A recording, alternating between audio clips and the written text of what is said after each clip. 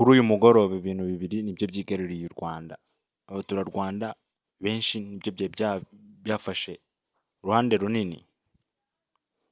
Ikipe ya Rayon Sports gutsinda Al Hilal igitego 1-0. King James igitaramo cyo kwizihiza imyaka 20 amaze mu muziki nyarwanda.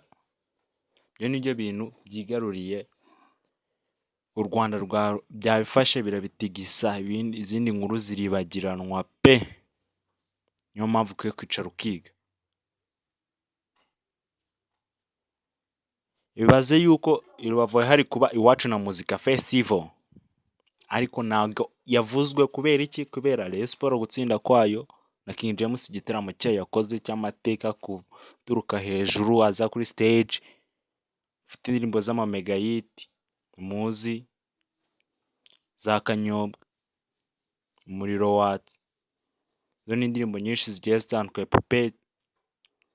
Ikipe ya Rayon Sports gutsindirwa na Atiso umaze kwigaragaza, Isajigwi Bamel, Joel, MVP, Jingarey, Mude Akbar, Chess Pro. Aba ni abakinnyi b'ikipe ya Rayon Sports bashya bari kwitwara neza. Ni ikipe ubona ko iri gukina iba nziza mu kwaka umupira, no mu gihe ufite ikaba nziza mu kuba yadefend, ikaba yawaka, ikaba yanatera counter attack, iba nziza no mu kwataka. Ni ikipe ya Rayon Sports ikomeje gutanga ibyishimo ku banyarwanda, ifite ibifanire, ifite abafana hariya bafite imifana iteye ubwoba kabisa. Wakubitiraho n'ibintu King James nawe ari umureyo, bana wagira ngo ni ibintu bye byarateguwe kuba. King James ukora igitaramo cy'amateka byikurikirana, niwe munyarwanda mbere ubikoze wenyine. Cuza amatike katashira ku isoko mbere y'ukwezi.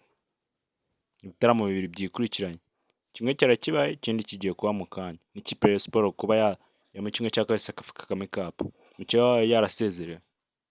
Iri joro ryari agatangaza, niyo mpamvu mukwiye kugira ute mu kwicara mukiga. Icara wige bro.